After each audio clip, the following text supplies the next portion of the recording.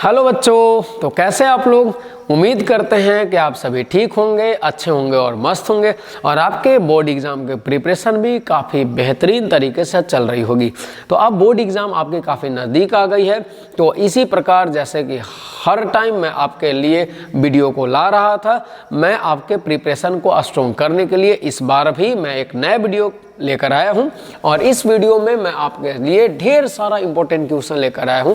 तो स्टार्ट करते हैं आज के इस फर्स्ट क्वेश्चन से और काफ़ी ज़्यादा इंपॉर्टेंट क्वेश्चन है। ये क्वेश्चन है लेंस का नियम क्या है। लेंस का नियम क्या है, ठीक है। तो चलिए क्वेश्चन जो है लेंस का नियम क्या है, तो मैं बता रहा हूँ आपको एक इसका सटीक आंसर कि आपको लिखना कैसे है, क्या आंसर आप लिखेंगे और उसके बाद मैं इसे समझाने का कोशिश करूंगा। तो चलिए स्टार्ट करते हैं। लेंस का नियम आखिर क्या होता है। तो देखो, विद्युत चुंबकीय प्रेरण, विद्युत चुंबकीय प्रेरण के कारण सभी अवस्थाओं में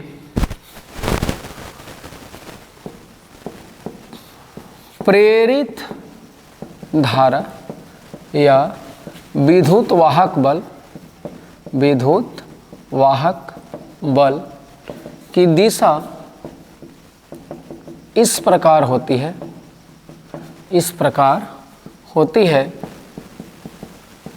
कि वह उस कारण का ही विरोध करती है जिस कारण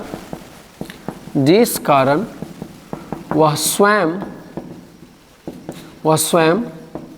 उत्पन्न होती है, ठीक है।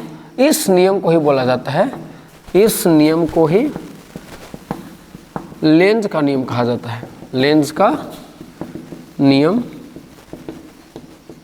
कहा जाता है। बात समझ गए। तो देखिए मैं बात बता रहा हूँ लेंस के नियम की कि आखिर लेंस का नियम क्या होता है, मैं इसे समझा रहा हूँ और इसके बारे में और भी जो कुछ इंपॉर्टेंट बातें हैं वो भी मैं बता रहा हूँ, ठीक है। तो सबसे पहले तो मैं बता रहा हूँ कि ये जो लेंस का नियम है वो क्यों यूज होता है, ठीक है। तो देखिए लेंस के नियम जो है, लेंस के नियम के द्वारा विद्युत चुंबकीय प्रेरण की घटना में,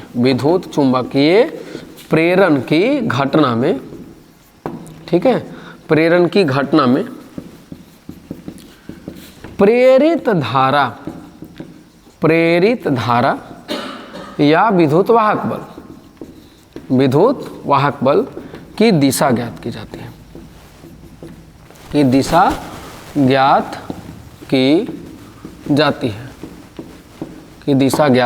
है, ठीक है। लेंज के नियम के द्वारा विद्युत चुंबकीय प्रेरण के घटना में प्रेरित धारा या फिर विद्युत वाहक बल की दिशा ज्ञात की जाती है। देखो मैं अब इसके बारे में सारा कहानी बता रहा हूँ कि लेंज का नियम है क्या। तो अभी आप सभी बच्चे लोग जो हैं उन्होंने आपने पढ़ा होगा विद्युत चुंबकीय प्रेरण की घटना के बारे में। तो विद्युत चुंबकीय प्रेरण की घटना के बारे में आपने सुना होगा कि जब किसी भी चुंबक और कुंडली के बीच में आपेक्षिक गति कराई जाती है तो उस गति के कारण कुंडली में विद्युत वाहक बल प्रेरित होती है और उसके फलस्वरूप उसमें विद्युत धारा उत्पन्न होती है। तो बात यह है कि ये माइकल फैराडे साहब ने बताया था, ठीक है, कि जब चुंबक और कुंडली के बीच में आपेक्षिक गति कराई जाती है तो कुंडली में विद्युत वाहक बल प्रेरित होती है। अब समस्या ये उठा कि विद्युत वाहक बल प्रेरित होती है तो उसकी दिशा को कैसे ज्ञात किया जाए। विद्युत वाहक बल या विद्युत धारा की दिशा किधर होगी, किधर से किधर की तरफ विद्युत धारा प्रवाहित होगा, ये बात को जानने के लिए एक समस्या बना। तो इसीलिए एक वैज्ञानिक थे, एक रूसी वैज्ञानिक थे। कौन से वैज्ञानिक थे? रूसी वैज्ञानिक थे, मतलब रूस के ये वैज्ञानिक थे। इनका नाम था हेनरिक फ्रेडरिक एमिल लेंज। इनका पूरा नाम है बच्चा लोग। तो इन्होंने क्या किया, 1834 की मैं बात बता रहा हूँ, ठीक है ना। सबसे पहले इन्होंने क्या किया, रूस के वैज्ञानिक थे, इनका नाम क्या था, हेनरिक फ्रेडरिक एमिल लेंज। तो इन्होंने 1834 में यही वैज्ञानिक थे जिन्होंने बताया कि आखिर विद्युत चुंबकीय प्रेरण की घटना में जो प्रेरित धारा होती है उसकी दिशा को कैसे ज्ञात किया जाए। तो प्रेरित धारा की दिशा को ज्ञात करने के लिए ये वैज्ञानिक जो थे हेनरिक फ्रेडरिक एमिल लेंज, इन्होंने 1834 ईस्वी में एक नियम दिया, एक रूल दिया, और उसी नियम को बोला जाता है लेंज का नियम, ठीक है। तो लेंज का नियम कहता है कि विद्युत चुंबकीय प्रेरण के कारण सभी अवस्थाओं में जो विद्युत धारा प्रेरित होती है या प्रेरित विद्युत वाहक बल होता है उसकी दिशा इस प्रकार से होती है कि वह उस कारण का ही विरोध करती है जिसके कारण वह स्वयं उत्पन्न होती है। बात समझ रहे हैं? तो ये लैंग्वेज है और इसके बारे में डिटेल जानकारी है, आप इसे काफ़ी अच्छे से लिखेंगे। मैं इसको समझाने के लिए मैं इरेज करूंगा, आप लोग इसको स्क्रीनशॉट ले लो फट से, ठीक है बच्चे लोग, इरेज करें। ओके, तो चलिए मैं समझाने के लिए इधर देखो फिगर बनाता हूँ, जैसे आप समझ लो, जैसा आप समझो यहाँ पर मैंने क्या किया, एक कुंडली को ऐसे रखा है और मैंने यहाँ पर एक गैल्वेनोमीटर लगा दिया। एक गैल्वेनोमीटर है और गैल्वेनोमीटर में यहाँ पर आपका क्या दिया हुआ है, एक पॉइंटर दिया हुआ है जो स्केल है, पॉइंटर जो सूचक का काम करेगा, जो बताएगा कि इसमें धारा प्रवाहित हो रहा है कि नहीं हो रहा है।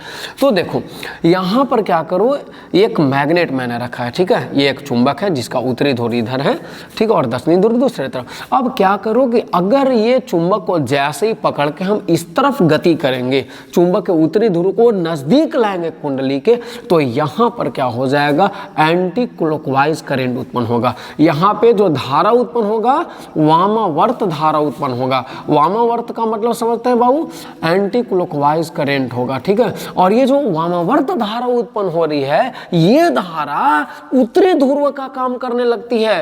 ये धारा मतलब जो वामावर्त धारा उत्पन्न होगी यहाँ पर, वो उत्तरी ध्रुव का काम करने लगती है।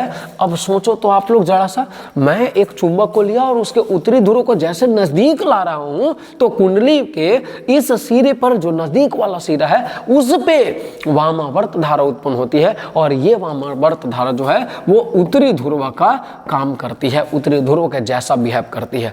तो एक बात बताओ, जब ये उत्तरी ध्रुव जैसा काम करेगा तो ये चुंबक को इधर आने से क्या करेगा, रोकेगा। क्योंकि आपको पता है उत्तरी ध्रुव को क्या करेगा, प्रतिकर्षित करता है। तो प्रतिकर्षित करने का मतलब क्या है कि ये चुंबक को आने से रोक रहा है। अब यही बात आपको समझना है।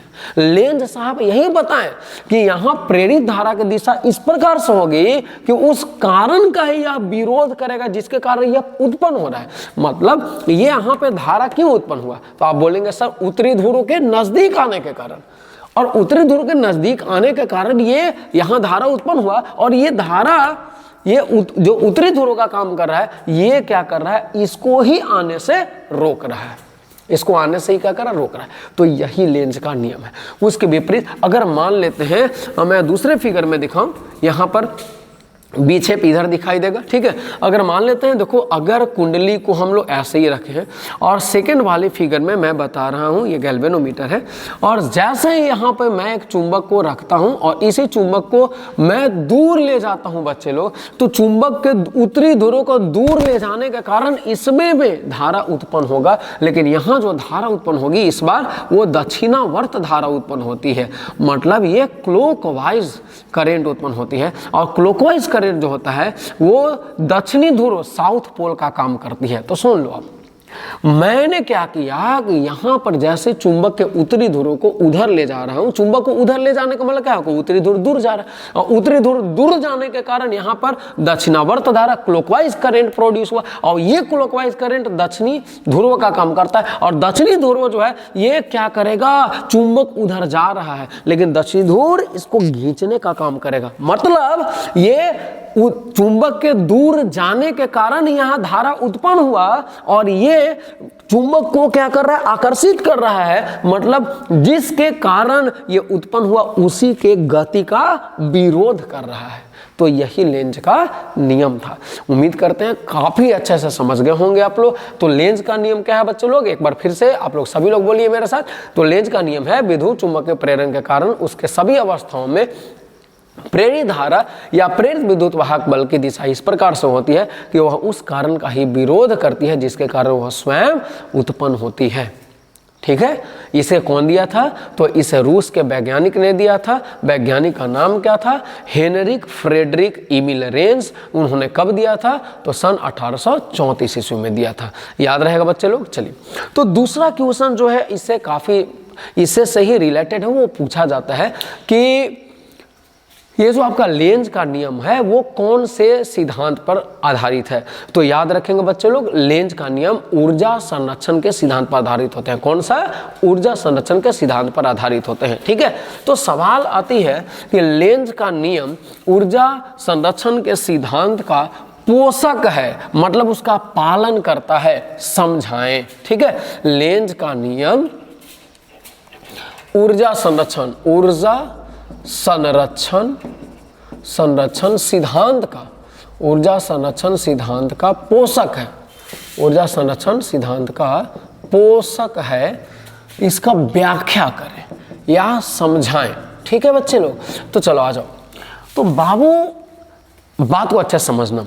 यहाँ तो हम लोग जान रहे हैं कि जैसे ही हमने क्या किया, एक चुंबक को लिया और चुंबक को पकड़ करके यूं ऐसे लाया, तो ये जो है यहाँ पर वामावर्त धारा मतलब एंटी क्लॉकवाइज करंट उत्पन्न होता है, और ये एंटी क्लॉकवाइज करंट उत्तरी ध्रुव का काम करता है, और ये उत्तरी ध्रुव का जब काम करेगा तो चुंबक के गति का ही विरोध करेगा। उसी के गति के कारण यहाँ पर धारा उत्पन्न हुआ और उसी के गति का विरोध कर रहा है। यही तो लेंज के नियम है। तो यहाँ पर समस्या है कि लेंज का नियम ऊर्जा संरक्षण के सिद्धांत का पोषक है, या लेंज का नियम जो ऊर्जा संरक्षण के सिद्धांत पर आधारित है, कैसे? इसको समझाइए। तो देखो बच्चा लोग, मैं बता रहा हूँ, समझने वाली बात इसमें क्या है और क्वेश्चन का अर्थ क्या है, क्वेश्चन आपसे पूछना क्या चाह रहा है। तो क्वेश्चन पूछना चाह रहा है कि देखो यहाँ पर सोचने वाली बात है, आपने क्या किया? चुंबक लिया, और चुंबक ले करके आपने चुंबक लिया और इसको एक कुंडली के नजदीक में आप क्या किए? ऐसे ऐसे ऐसे काफी तेजी से गति करना स्टार्ट किया। ठीक है, काफी चुंबक, मैंने ये चुंबक को लिया काफी तेजी से और स्पीडली मैं इधर ला रहा हूँ, ये चुंबक काफी स्पीड इधर आ रहा है। बस चुंबक के गति मैंने कराया, चुंबक को मैंने गति कराया, सिर्फ गति कराया, और गति कराने से यहाँ कुंडली में विद्युत धारा उत्पन्न हो जा रहा है। वाह, तब तो ये अजीब सा नियम है ना। आपको पता होना चाहिए कि जब सर हमने गति कराया और गति कराने का कारण यहाँ पर विद्युत धारा उत्पन्न हो गया, मतलब यहाँ विद्युत ऊर्जा उत्पन्न हुआ, और विद्युत ऊर्जा उत्पन्न होना आप जानते हैं ऊर्जा संरक्षण के सिद्धांत से कि ऊर्जा न तो उत्पन्न की जा सकती है और नहीं उसे नष्ट किया जा सकता है। तो कोई एक तरह का ऊर्जा ही दूसरे तरह की ऊर्जा में बदलता है, और यहाँ पे हम देख रहे हैं कि बस चुंबक को ऐसे गति करा दिए तो यहाँ पर विद्युत ऊर्जा उत्पन्न हो गया। ये कैसे? तो विद्युत ऊर्जा उत्पन्न होने का मतलब है कि कोई एक तरह का ऊर्जा उधर खत्म हो रहा होगा, तभी विद्युत ऊर्जा को उत्पन्न होना चाहिए, क्योंकि बिना किसी ऊर्जा के खत्म हुए विद्युत ऊर्जा का उत्पन्न अगर हो जाए, अगर बिना कोई ऊर्जा खत्म हुए विद्युत ऊर्जा उत्पन्न हो जाए, तो इसका मतलब है कि ऊर्जा संरक्षण का सिद्धांत गलत है। तो वो तो गलत है नहीं। तो इसका मतलब है कि इधर कोई प्रकार का एक ऊर्जा जो है वो खत्म हो रहा है, और वही ऊर्जा किस रूप में बदल जा रहा है? विद्युत ऊर्जा के रूप में। तो आपको लिखना है क्या कि देखिए, जैसे हम चुंबक को इधर की ओर गति करते हैं, नजदीक लाते समय या दूर लाते समय, ले जाते समय, जो भी, तो जैसे मैंने क्या किया, इसे नजदीक लाया, तो नजदीक लाते समय क्या करना पड़ रहा है? ये उत्तरी ध्रुव का काम करने लग रहा है, और ये उत्तरी ध्रुव जो है इस उत्तरी ध्रुव को क्या करेगा? विरोध करेगा। मतलब यहाँ पे जो धारा के मन उत्पन्न हो रही है, तो उसकी दिशा इस प्रकार से है कि यह चुंबक के गति का विरोध करता है। लेकिन याद रखिए, इधर से ये जो उत्तरी ध्रुव है वो चुंबक के गति का विरोध कर रहा है, इसके बावजूद भी चुंबक को उधर से हम ऐसे ला रहे हैं। तो इसके विरोध कर रहा है, उसके बावजूद में हम इधर ला रहे हैं, तो इसके विरोध में हमें कुछ उधर से चुंबक को लाने के लिए कार्य करना पड़ता है। और यही जो यहाँ कार्य करना पड़ा, जो यांत्रिक कार्य यहाँ पर हो रहा है, वही यांत्रिक कार्य किस रूप में बदल जाता है? तो ऊर्जा के रूप में, विद्युत ऊर्जा के रूप में परिणत हो जाता है। तो इस प्रकार से हम कह सकते हैं कि यहाँ जो विद्युत धारा उत्पन्न हुआ, विद्युत ऊर्जा उत्पन्न हुआ, वो अपने आप उत्पन्न नहीं हुआ है, बल्कि उधर हमें इस उत्तरी ध्रुव के अगेंस्ट में, विरोध में इस चुंबक को कुंडली के निकट लाने के लिए कुछ कार्य करना पड़ा, और वही जो कार्य संपादित करना पड़ा, वही कार्य ही हमने कार्य करने के लिए अपना ऊर्जा लगाया, और वही जो कार्य करने में जो ऊर्जा लगा, वही ऊर्जा विद्युत ऊर्जा के रूप में परिणत हो जाता है। बिल्कुल आप समझ गए। तो चलिए बच्चे लोग, इसको लैंग्वेज में आप कैसे लिखेंगे, तो याद रखिएगा कि लेंज का नियम ऊर्जा संरक्षण सिद्धांत का पोषक है, व्याख्या करें। ठीक है, तो याद रखिए लेंज का नियम ऊर्जा संरक्षण सिद्धांत का पोषक है, इसे इस प्रकार से समझा जा सकता है, इस प्रकार से समझा जा सकता है, समझा जा सकता है कि जैसे ही एक चुंबक के उत्तरी ध्रुव को कुंडली के नजदीक लाया जाता है, कुंडली के नजदीक लाया जाता है, कुंडली के नजदीक लाया जाता है, तो कुंडली के निकट वाले सिरे पर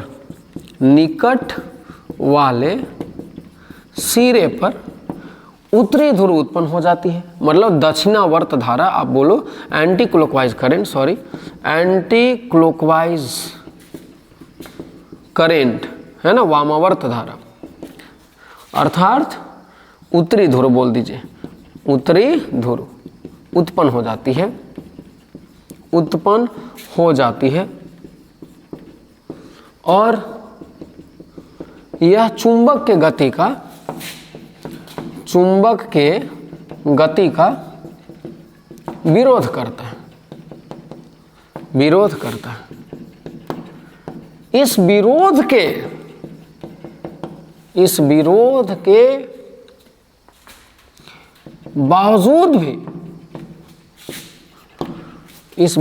बावजूद भी चुंबक को कुंडली के नजदीक लाने के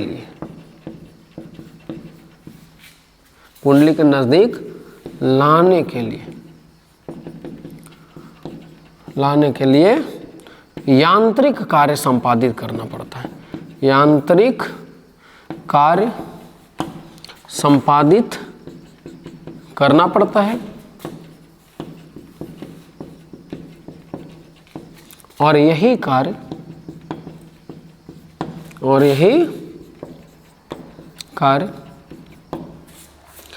ऊर्जा, मतलब कौन सा ऊर्जा, विद्युत ऊर्जा, यही कार्य विद्युत ऊर्जा के रूप में परिणत हो जाता है, मतलब बदल जाता है, परिणत हो जाता है। ठीक है, अतः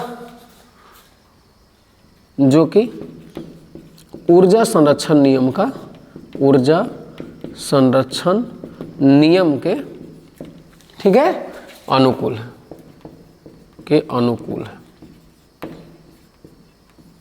बात समझ गए बच्चे लोग। तो आपको लैंग्वेज इस तरीके से लिखना है। ठीक है, लेंज का नियम ऊर्जा संरक्षण सिद्धांत का पोषक है, व्याख्या करें। तो इस बात को आपको इस तरीके से लिखने हैं बच्चे लोग। ठीक है, उम्मीद करते हैं ये क्वेश्चन भी काफी अच्छे से समझ में आया होगा। ठीक है बाबू, मैंने क्या किया, एक मैग्नेट लिया, ठीक है, और मैग्नेट को ऐसे चुंबक लिया, चुंबक को उत्तरी ध्रुव को ऐसे नजदीक ला रहा हूँ, तो नजदीक ला रहा हूँ तो भाई यहाँ पर भी क्या है, एंटी क्लॉकवाइज करंट उत्पन्न होगा, और एंटी क्लॉकवाइज करंट जो है उत्तरी ध्रुव का काम करता है। तो उत्तरी ध्रुव जो है यहाँ काम करेगा, तो ये उत्तरी ध्रुव इसको क्या करेगा, चुंबक के इधर आने से रोकेगा। तो चुंबक के इधर आने से क्या करेगा, रोकेगा, विरोध करेगा। अब इस विरोध के देखो, तो ऐसा तो नहीं ना कि ये वाला उत्तरी ध्रुव चुंबक का विरोध किया तो ये आना बंद कर दे रहा है, ये तो हम लगातार ला ही रहे हैं।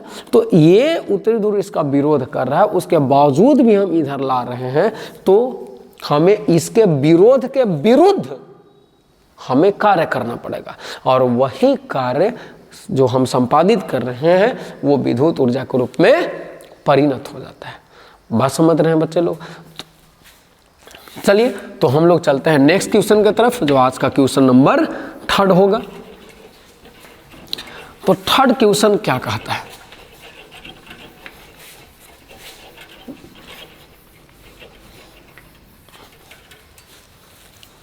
चलिए बच्चों, तो क्वेश्चन नंबर हमारा 3rd कहता है कि आखिर ये भंवर धारा क्या है? भंवर धारा क्या है? काफ़ी ज़्यादा इंपॉर्टेंट क्वेश्चन है ये, ठीक है, ईडी करेंट्स। तो देखो बच्चे लोग, पहले मैं इसको सटीक आंसर लिख देता हूँ, आप इसको आप याद कर लेंगे, उसके बाद मैं इसे समझाऊंगा। तो भंवर धारा आखिर है क्या, ठीक है? तो देखिए, जब किसी धातु के टुकड़े को किसी बदलते हुए चुंबकीय क्षेत्र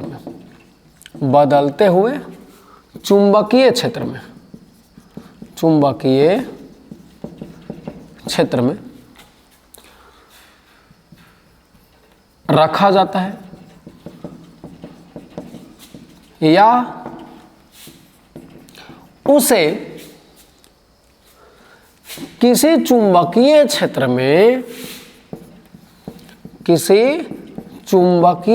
में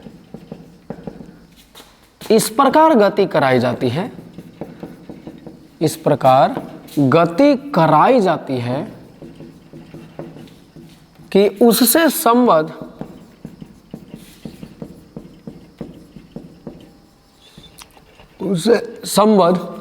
चुंबकीय फ्लक्स में परिवर्तन हो, समय के साथ परिवर्तन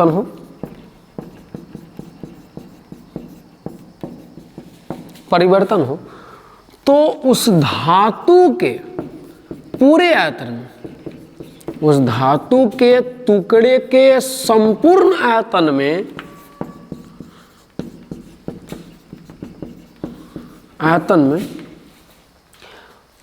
विद्युत धारा, मतलब कैसा विद्युत धारा? तो प्रेरित विद्युत धारा उत्पन्न हो जाती है।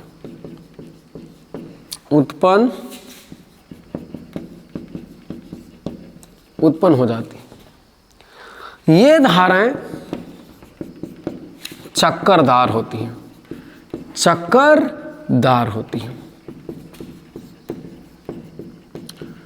और इन्हीं धाराओं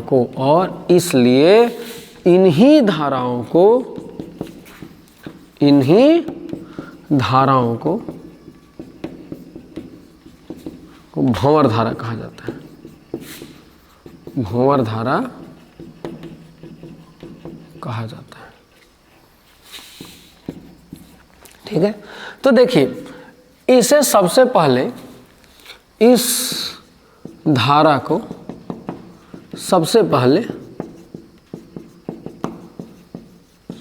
फोको नामक वैज्ञानिक ने देखा था।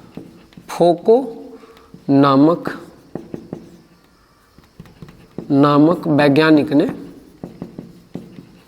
1875 ईस्वी में देखा था, और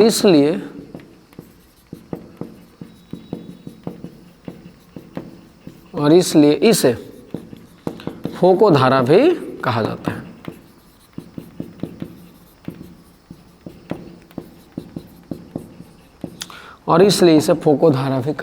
ठीक है?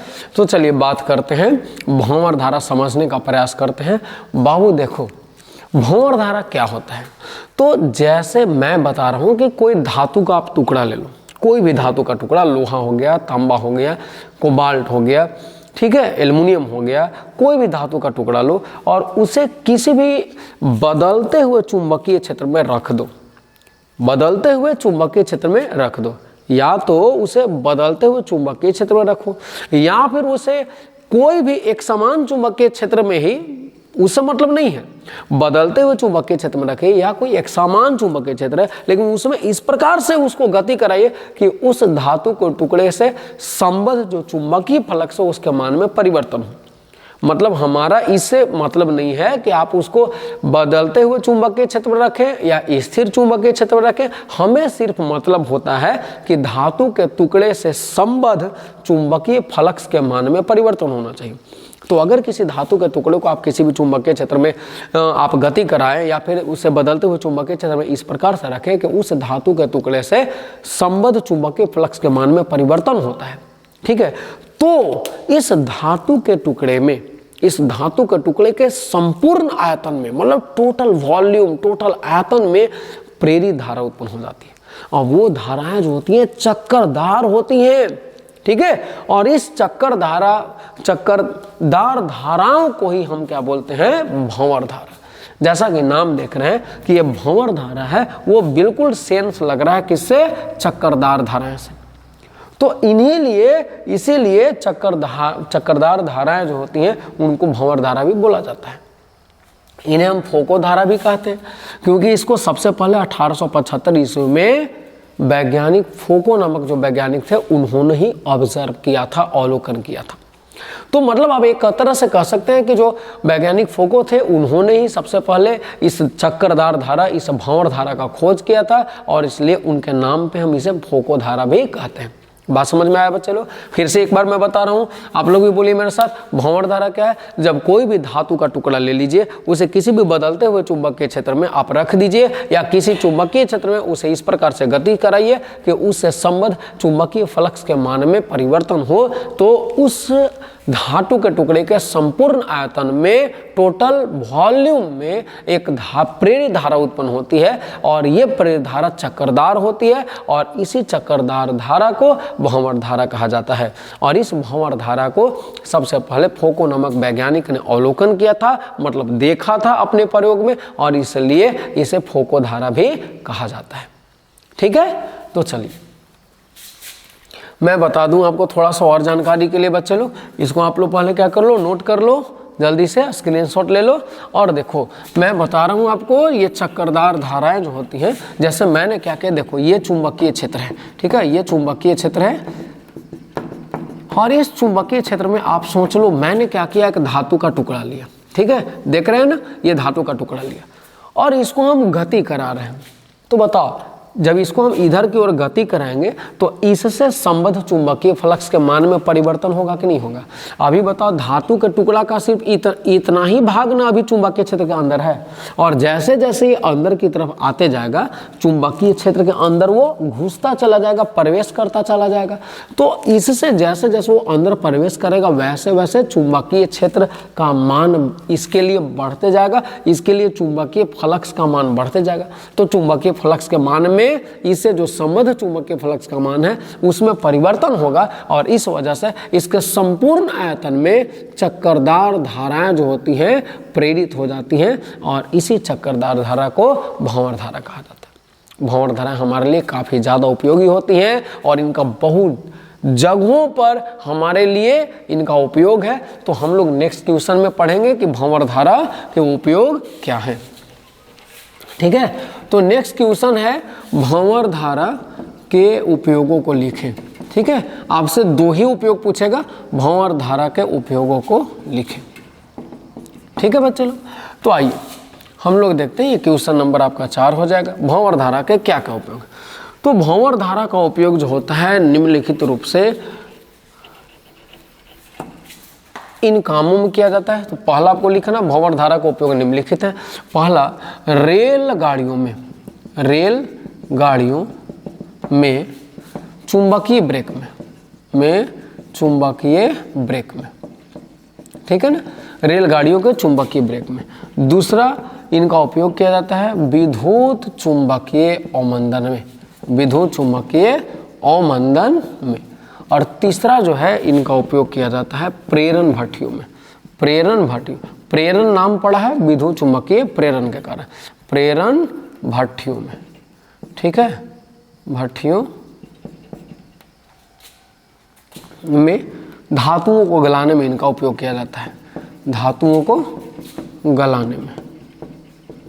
बात समझ रहे हैं बच्चे लोग? तो देखो आजकल के जो आधुनिक रेलगाड़ी हैं जिनको हम लोग बोलते हैं bullet train, maglev train, magnetic levitation train, तो ये ऐसे ट्रेन होते हैं जिनके पटरियों के मतलब वैसे रेलगाड़ियों में पटरियों के ठीक ऊपर क्या किया जाता है, ये चुंबक लगाया रहता है। ठीक है, पटरियों के ठीक ऊपर रेलगाड़ियों में क्या रहता है, चुंबक लगा रहता है। तो जैसे ही रेलगाड़ी काफ़ी स्पीड चल रही होती है, रेलगाड़ी को हम लोग ब्रेक से नहीं रोकते हैं। रेलगाड़ी को जब हमें रोकना होता है तो हम क्या करते हैं, मतलब ये धातु, रेल का जो पटरी है वो क्या है, धातु का टुकड़ा समझ लीजिए। ठीक है, और हम ये जो चुंबक है पटरियों के ऊपर जो रेलगाड़ी में चुंबक रहता है, उनको हम लोग एक स्विच के माध्यम से बटन टिपेंगे, स्विच टिपेंगे, और वहाँ पर जो चुंबक लगा हुआ होता है वो उस चुंबकीय क्षेत्र एक्टिव, उसको चुंबकीय क्षेत्र को हम लोग क्या करते हैं, सक्रिय करते हैं, एक्टिव करते हैं। और चुंबकीय क्षेत्र को एक्टिव करने के मदद से, वजह से जो पटरियां होती हैं, रेल के पटरियों में भंवर धाराएं उत्पन्न होती हैं। और आप जानते हैं कि जो भंवर धारा होती है, सबसे बड़ी बात बच्चे जो मैं यहाँ पर बोलना भूल गया, कि भंवर धाराएं जो उत्पन्न होती हैं वो धातु के टुकड़े के गति का विरोध करती है। तो जो रेल के पटरियों में भंवर धाराएं उत्पन्न होती है वो ट्रेन के गति का विरोध करेगी और ट्रेन जो होगा वो धीरे धीरे रुक जाता है। बात समझ रहे हैं? तो यहाँ पर भंवर धाराएं के जो प्रमुख उपयोग हैं वो इस प्रकार से बताए गए हैं। मगर रेलगाड़ियों में उपयोग होता है विद्युत चुंबकीय अवमंदन, अवमंदन का भी मतलब होता है रोकना। प्रेरण भट्टियों में धातुओं को गलाने में, देखिए बच्चे लोग, प्रेरण भट्टियों में धातुओं को गलाने में भी इनका प्रयोग किया जाता है, क्योंकि जब भंवर धाराएं उत्पन्न होती है तो धातु का टुकड़ा जो होता है काफ़ी ज़्यादा गर्म भी हो सकता है। बच्चे लोग, इतना ज़्यादा भी गर्म हो सकता है कि वह लाल तप्त होकर के पिघलने की स्थिति में भी आ जाए, पिघल भी जाए। तो इनका उपयोग धातुओं को पिघलाने में किया जाता है। तो मैं भंवर धाराएं के बारे में दो और बातें बताना चाहता हूं कि भंवर धाराएं जो होते हैं धातुओं के टुकड़ों में जब उत्पन्न होती है तो उनके गति का भी विरोध करती है और उनके ताप को भी बढ़ाती है। कभी कभी भंवर धाराओं के कारण ताप इतना ज़्यादा बढ़ जाता है कि धातु के टुकड़े पिघल जाते हैं। तो आज के लिए इतना ही बच्चे लोग, ठीक है। उम्मीद करते हैं कि मैंने जो भी क्वेश्चंस आपके लिए लाए हैं वो क्वेश्चन आपके लिए काफ़ी ज़्यादा इम्पोर्टेंट हुए होंगे और आपको काफ़ी अच्छे से समझ में भी आया होगा। तो उम्मीद करते हैं कि आप अपने पढ़ाई को अच्छे तरीके से मेरे वीडियो की मदद से आप करते रहेंगे और जो भी जितनी भी बेस्ट तैयारी करना है, जो भी क्वेश्चन का आंसर आपको ढूंढना है, मेरे वीडियोस में आपको सारा आंसर मिल जाएगा। तो अभी भी काफ़ी टाइम बचा हुआ है, आप अपने एग्जाम की बेहतरीन तैयारी करते रहें और वीडियो को हर दिन देखते रहें। कुछ इधर मैं कुछ वजह से वीडियो में नहीं डाल पाए और वो वीडियो आप तक नहीं पहुंच पाया होगा, बट अभी के बाद हमेशा वीडियो आपके पास पहुंचता रहेगा, हर दिन 2-2 वीडियो। तो आप अपने एग्जाम की बेस्ट तैयारी करते रहें बच्चे लोग। All the very best.